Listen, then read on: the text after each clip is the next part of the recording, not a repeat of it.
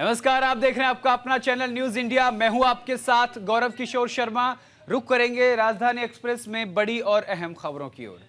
पंजाब में vigilance bureau का action देखने को मिला है। पंजाब ब्यूरो पर एक्शन हुआ है। आपको बता दें कि तहसीलदार हड़ताल पर चले गए हैं और 7 मार्च तक काम नहीं करने का निर्णय लिया गया है। वहीं अब इन सब के बीच मुख्यमंत्री भगवंत मान भी एक्शन में हैं। उन्होंने तहसीलदारों की सामूहिक छुट्टी पर नाराजगी जताते हुए उन्हें वार्निंग दी है। मुख्यमंत्री भगवंत मान ने ट्वीट कर कहा कि तहसीलदार अपने भ्रष्टाचारी साथियों के समर्थन में हड़ताल कर रहे हैं, पर हमारी सरकार रिश्वत के सख्त खिलाफ है। आम लोगों की परेशानियां रोकने के लिए तहसील के अन्य अधिकारियों को तहसील के सारे कामों की जिम्मेदारी दी जा रही है ताकि लोगों के काम ना रुकें। तहसीलदारों को सामूहिक छुट्टी मुबारक पर छुट्टी के बाद कब या कहां ज्वाइन करवाना है, ये लोग फैसला करेंगे। वहीं भगवंत मान सरकार ने तहसीलदारों की हड़ताल के बीच पंजाब 5 बजे तक ड्यूटी पर लौटने के आदेश दिए हैं। अगर कोई ड्यूटी पर नहीं लौटता है तो उसे सस्पेंड समझा जाएगा। इसको देखते हुए कुछ अधिकारी अपने काम पर वापस भी लौट आए हैं। और इसी खबर पर विस्तार से जानकारी के साथ हमारे संवाददाता गीतांशु सेजवाल। गीतांशु, तहसीलदारों का मुख्य मांग क्या है, क्या मुद्दे हैं और किसको लेकर वो लगातार प्रदर्शन कर रहे हैं, पूरी जानकारी। गौरव, देखिए, लगातार ही कोई ना कोई विभाग जो है विवादों में बना रहता है और अपने साथियों के लिए या किसी न किसी मुद्दे पर हड़ताल पर जाने की धमकियां देता है, जिससे आहत होकर अब मुख्यमंत्री जो है खुद एक्शन में आ गए हैं। हालांकि अगर बात करें तहसीलदारों की, तो अपने साथियों के लिए उनकी लड़ाई लड़ रहे थे। उनके पूरे जो भी मांग थी उस हिसाब से वे अपने साथियों के साथ थे और तमाम तहसीलदार जो थे एकजुट होकर उनके साथ खड़े हुए और उन्होंने अपने काम से जो है नो वर्क डे रखा और यह कहा कि उनकी हड़ताल है, वह काम नहीं करेंगे। और काफी परेशानियों का सामना झेल रहे लोगों ने जब इसकी शिकायतें करनी शुरू की, तो मुख्यमंत्री तुरंत ही इस मोड़ पर एक्शन में दिखाई दिए और उन्होंने चेतावनी दे डाली कि अगर कोई भी तहसीलदार काम नहीं करेगा और इस तरीके की हड़तालें रखेगा तो उसे सस्पेंड समझा जाएगा। और उन्होंने यह भी टिप्पणी की है कि लगातार अगर इस तरीके की जो है घटनाक्रम देखने को मिलता है तो तहसीलदार जो है नए भी भर्ती किए जा सकते हैं और उनको कोई जरूरत नहीं है। बहुत से लोग ऐसे हैं जो कि नौकरी की तलाश में हैं, अगर वह हड़ताल पर जाते हैं तो वह अपना अंजाम जरूर देखेंगे। तो इस धमकी को लेकर तहसीलदारों में हड़कंप मच गया और वह 5 बजे तो क्या 3 बजे ही अपने कामकाज पर लौटते हुए दिखाई दिए। और कई जगह जब छापेमारी की गई तो उन्होंने तहसीलदारों को वहां पर काम करते हुए पाया, तो और जब उससे पूछा गया तो उन्होंने यही कहा कि जनता को कोई भी परेशानी नहीं आ रही है, वे अपने काम पर अड़िग हैं और मुख्यमंत्री जी की जो बातें हैं उन पर वह अमल करते हैं और कोई भी जनता को परेशानी नहीं आ रही है। जी। देखिए, सबसे बड़ी बात यह है गीतांशु कि जिस तरीके से पंजाब में मान सरकार कहती है कि सुशासन है, किसी को कोई परेशानी नहीं है, ऐसे में अगर तहसीलदार जिला दर जिला, पटियाला का जिक्र करूं या फिर मैं किसी भी शहर का जिक्र करूं, हर जगह हड़ताल पर बैठे हुए हैं, इनकी मांगों को क्यों नहीं सुना जा रहा है? देखिए गौरव, लगातार अगर तहसीलदारों की बात करें, चाहे वो किसानों की बात हो, जो जिनकी बीते दिन मीटिंग देखी गई, तो कहीं ना कहीं कई विभाग जो है रोष में देखे जा रहे हैं और उनकी मांगे जो है लगातार अनसुनी की जा रही हैं पंजाब सरकार से। हालांकि पंजाब सरकार ने यह भी कहा है कि अगर उनकी कोई भी मांगे हैं, उनके साथ नाइंसाफी कोई हो रही है या उनका काम नहीं पूरा हो रहा, तो वह एक मीटिंग जरूर कर सकते हैं, उनके पास पत्र जरूर लिख सकते हैं ताकि उनकी बातें जो है लीगली तरीके से सुना जा सके और जो भी मुमकिन होगा उसको जरूर पूरा किया जाएगा, तो किसी को परेशानी नहीं आने दी जाएगी। हालांकि विभागों का आरोप यह भी है कि जो है मुख्यमंत्री की जो टीम है वह उन तक बात नहीं पहुंचाने देती और उन तक बात नहीं पहुंची तो उनके काम नहीं हो पाते। बहुत बहुत शुक्रिया गीतांशु तमाम जानकारी के लिए। रुक करते आए खबरों की ओर। पंजाब के पटियाला में भी तहसीलदारों की हड़ताल पर जाने से लोगों को कई तरह की परेशानियों का सामना करना पड़ता है। दरअसल लोग सुबह से ही अपना काम करवाने के लिए तहसील कार्यालय में बैठे हैं और काम होने की वजह से लोग परेशान भी नजर आ रहे हैं। लोगों का कहना है कि दफ्तर में हमारी कोई सुनने वाला नहीं है। फिलहाल मैं पहुंचा हूं पटियाला के तहसीलदार ऑफिस में, जहां सबसे पहले मैं आपको यह तस्वीर दिखाना चाहूंगा कि पटियाला के तहसीलदार में ऑफिस फिलहाल कामकाज ठप पड़ा है, रजिस्ट्रियां अभी नहीं हो रही। बताया ये जा रहा है कि तहसीलदार फिलहाल किसी कारणों से स्ट्राइक पर गया, लेकिन आम लोग है वो खज्जल खुआर हो रहे हैं। सबसे पहले मैं पटियाला के तहसील की तस्वीर दिखाना चाहूंगा कि जहां लोग अपनी बारी का इंतजार कर रहे हैं कि कब तहसीलदार साहब आएंगे और कब वो उनके रजिस्ट्री का काम होगा, लेकिन फिलहाल ऐसी जो है तस्वीर वो नहीं दिखने को मिल रही। सबसे पहले बात कर लेंगे जो लोग यहाँ पर रजिस्ट्री करवाने आए हैं। सर, कहाँ से आए हो आप? सर मैं ऋषिकेश से आया हूँ। हम्म, मैं वहाँ पर मेरी प्राइवेट जॉब है। मैं यहाँ परसों का आया हूँ, एतवार का। कल को सोमवार को कम हो जाएगा। सोमवार को काम नहीं हुआ और आज भी नहीं हुआ। आज सुबह 9 बजे के आए हुए हैं, कोई काम नहीं हुआ। हम परेशान हो रहे हैं। डीसी साहब को भी मिलने गए थे, लेकिन उन्होंने आश्वासन दिया अभी होगा, काम होगा, लेकिन अभी तक कोई काम नहीं हुआ। तो सब जनता परेशान हो रही है, हम भी परेशान हो रहे हैं। कल भी आए थे आप? कल भी आए थे हम। कल भी रजिस्ट्री? कल भी कोई काम नहीं हुआ जी। बिल्कुल। तो आज सुबह 9 बजे आए हुए हैं। जरूरी काम था? आज रजिस्ट्री करवाने के लिए आए हैं हम। बिल्कुल। हाँ जी, अभी हाँ जी। जी जी बिल्कुल, और लोगों से भी बात करेंगे, जानेंगे कि सर आप कहाँ से आए हो? लोकल हो? हम लोकल हैं जी। रजिस्ट्री करवाने के लिए आए हैं जी। अभी नहीं हो रही? नहीं, रजिस्ट्री नहीं हुई जी। डीसी साहब के दफ्तर हम गए थे, लेकिन उन्होंने बोला था कि हम कुछ देर में काम चालू करवाएंगे, शुरू करवाएंगे, वो हुआ नहीं। कि फिलहाल जो आम लोग हैं जो रजिस्ट्री करवाने के लिए आ रहे हैं वो खज्जल खुआर हो रहे हैं। उनका कहना है कि फिलहाल हम लोग अपनी बारी का इंतजार कर रहे हैं। लेकिन ये भी बता दें कि पटियाला के जो तहसीलदार है वो अब नए जो तहसीलदार है वो अपना चार्ज या कुछ समय के बाद जरूर संभालने की बात कर रहे हैं। लेकिन फिलहाल अगर अब समय की बात की जाए तो 1 बजने को आ रहा है, लेकिन अभी तक कोई भी यहाँ के अधिकारी या तहसीलदार अभी तक कोई भी नहीं पहुंचे। फिलहाल लोग हैं वो खज्जल खुआर हो रहे हैं। पटियाला से बलिंदर सिंह, न्यूज़ इंडिया। पूरे पंजाब में तहसीलदारों के धरना प्रदर्शन के चलते रजिस्ट्री का कामकाज ठप पड़ा है। इसके कारण लोगों को कई तरह की परेशानियों का सामना करना पड़ रहा है। वहीं इसको लेकर भटिंडा में डेप्यूटी कमिश्नर शौकत अहमद ने एक पत्र जारी कर गुरजीत सिंह नाम के कानूनगो को स्पेशल अधिकार देते हुए रजिस्ट्री करने के आदेश दिए हैं। हालांकि अभी 2 लोग रजिस्ट्री करवाने के लिए पहुंचे हैं। कुछ दिन पहले सभी तहसीलों में लोगों को रजिस्ट्री न होने के चलते काफी मुश्किलों का सामना करना पड़ा।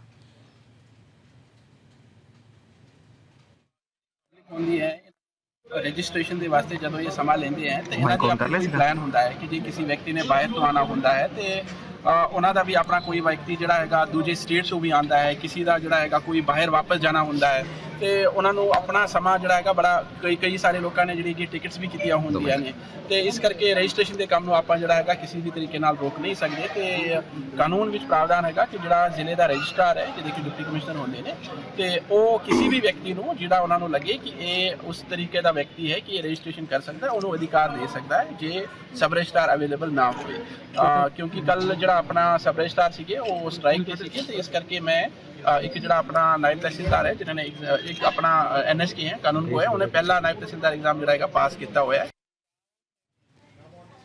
हरियाणा के कुरुक्षेत्र में इंसानियत को शर्मसार करने वाला मामला सामने आया है। दरअसल एक पिता ने अपनी 7 साल की बच्ची को नहर में फेंक दिया। कुरुक्षेत्र के गांव खेड़ी मरकंडा निवासी एक व्यक्ति ने पहली कक्षा में पढ़ने वाली अपनी 7 साल की बच्ची आंचल को घरेलू विवादों के कारण नहर में फेंक दिया है। ये वारदात 2 मार्च की बताई जा रही है।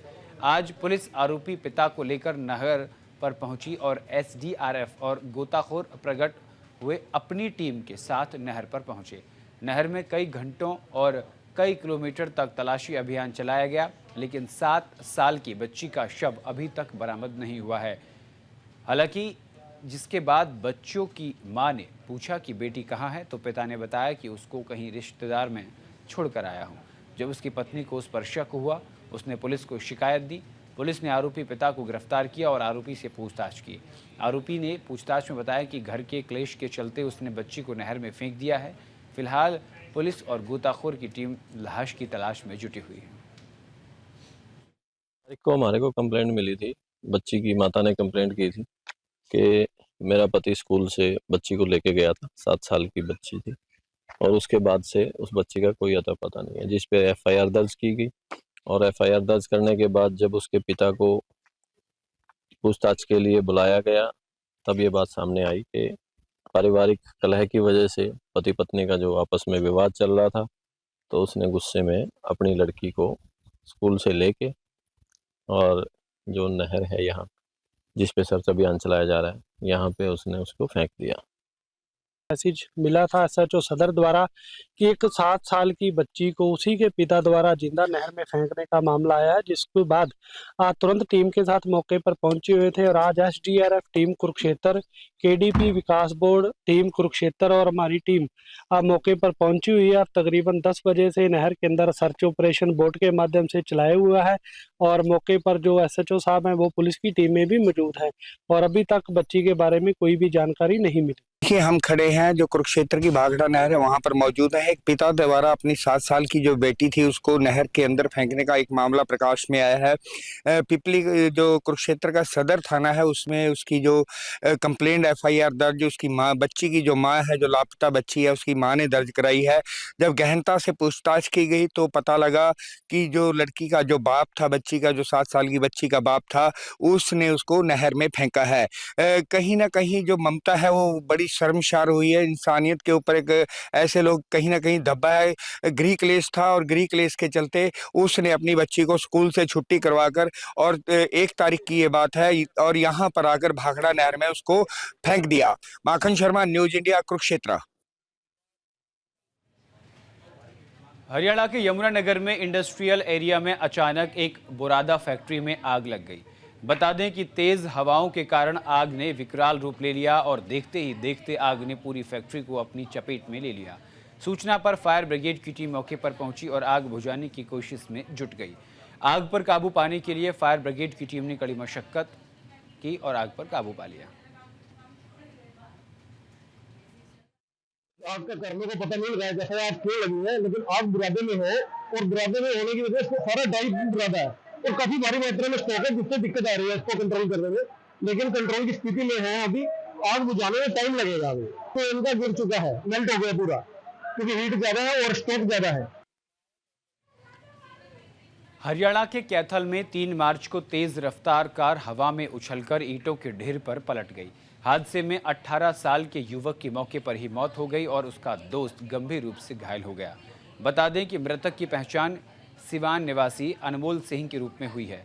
अनमोल इंग्लैंड में रहता था। वो बाजू का ऑपरेशन कराने के लिए भारत आया हुआ था। उसके दोस्त ने 1 मार्च को ही नई गाड़ी खरीदी थी। सूचना पर पहुंची पुलिस ने शव कब्जे में लेकर पोस्टमार्टम के लिए अस्पताल भेज दिया। हालांकि अभी हादसे के कारणों का पता नहीं चल पाया है। पुलिस आसपास लगे सीसीटीवी कैमरे खंगाल रही है और मामले की छानबीन में जुट गई है। रोहतक के रहने वाले पशुपालक मास्टर अनिल कुमार के पशु चर्चा के मुद्दे पर पशु चर्चा का मुद्दा बना हुआ है।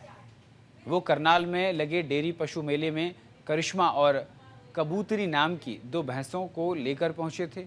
हालांकि मेला समाप्त हो चुका है, लेकिन अन्य पशुपालकों के लिए अनिल कुमार एक मिसाल पेश करते हुए नजर आ रहे हैं। करिश्मा और कबूतरी नाम की मुर्रा नस्ल की भैंसों की लाखों रुपए की कीमत मिलने के बाद पशुपालक भैंसों को बेचकर नहीं आए। पशुपालक अनिल कुमार ने बताया कि 2 दांतों की करिश्मा ड्राई ब्यूटी में मुजफ्फरनगर में बीते दिनों चैंपियन बन चुकी है। करिश्मा कई मेलों में प्रथम स्थान पर रहकर चैंपियन बनी है। इसी तरह से कबूतरी कुरुक्षेत्र में बनी चैंपियनशिप में दूसरे नंबर पर स्थान हासिल कर चुकी है। उसने बताया कि मेले में वहां अपने 5 पशु लेकर पहुंचे थे, जिसमें से उनकी एक बछिया प्रथम स्थान पर रही। करिश्मा की कीमत 25 लाख रुपए लग चुकी है।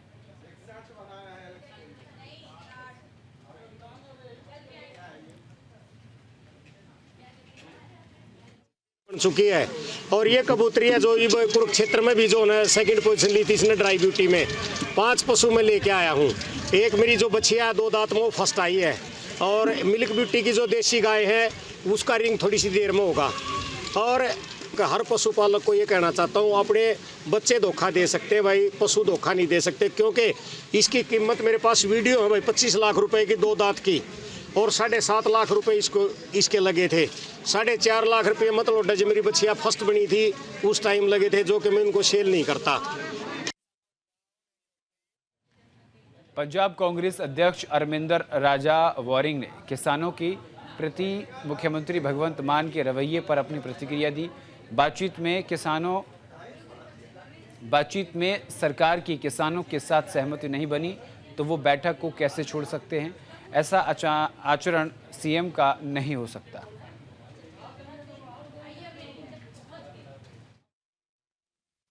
ਜਾਂ ਮੀਟਿੰਗ ਛੱਡ ਕੇ ਚਲੇ ਜਾਣ।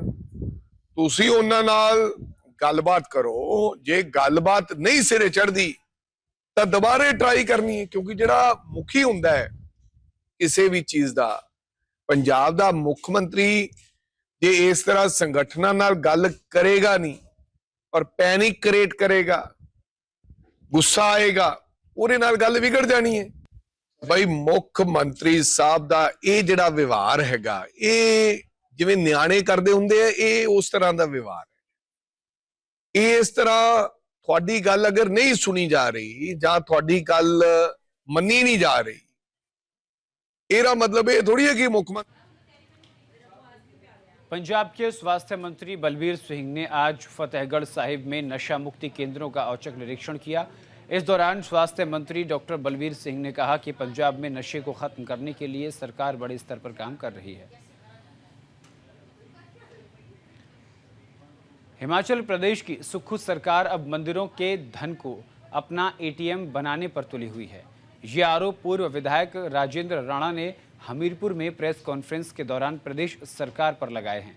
उन्होंने हिमाचल सरकार की नीयत पर सवाल उठाते हुए कहा कि जिस तरह महमूद गजनवी भारत के मंदिरों पर हमला कर वहां का सोना चांदी लूट कर ले जाता था, उसी तरह सुक्खू सरकार भी अब श्रद्धालुओं के चढ़ावे पर नजर गड़ाए बैठी है।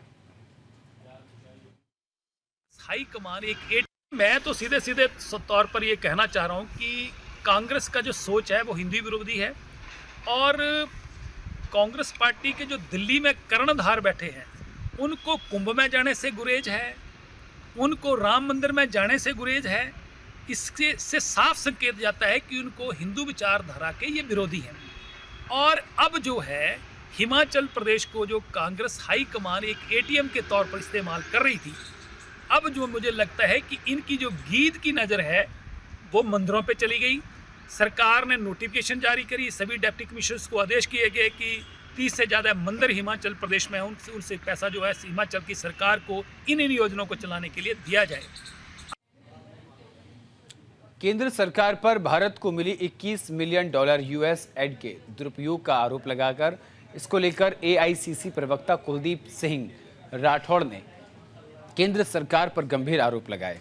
उन्होंने इस ऐड के पैसे का महाराष्ट्र चुनाव में दुरुपयोग करने की आशंका जताई है। कुलदीप सिंह राठौड़ ने कहा कि प्रधानमंत्री नरेंद्र मोदी के परम मित्र अमेरिकी राष्ट्रपति डोनाल्ड ट्रंप ने खुले रूप से कहा कि उन्होंने वोटर टर्नआउट के लिए अपने परम मित्र प्रधानमंत्री नरेंद्र मोदी को $21 मिलियन की ऐड दी है। आपने अभी सुना होगा कि महाराष्ट्र के चुनाव के बाद लोकसभा में विपक्ष के नेता माननीय राहुल गांधी जी ने प्रेस वार्ता की और महाराष्ट्र के चुनाव में जिस ढंग से धांधली हुई, उन्होंने तथ्यों के साथ अपनी बात मीडिया के सम्मुख रखी। भारत एक पंजाब के अमृतसर में सुरक्षा बलों ने घुसपैठ करने वाले व्यक्ति को गोली मारी। इसके बाद सेना के जवानों ने घुसपैठियों का शव पुलिस के हवाले कर दिया। हालांकि मामले में अब पुलिस को व्यक्ति की कोई पहचान नहीं मिली है। पुलिसकर्मी का कहना है कि इस घुसपैठिए के पास से एक मोबाइल फोन बरामद हुआ। फिलहाल पुलिस मामले की छानबीन में जुटी है। हिमाचल प्रदेश में पिछले 2 दिनों से बर्फबारी और बारिश लगातार जारी है। बता दें कि भारी बारिश के कारण कई जगहों पर बादल फटने से बाढ़ जैसे हालात बने हुए हैं।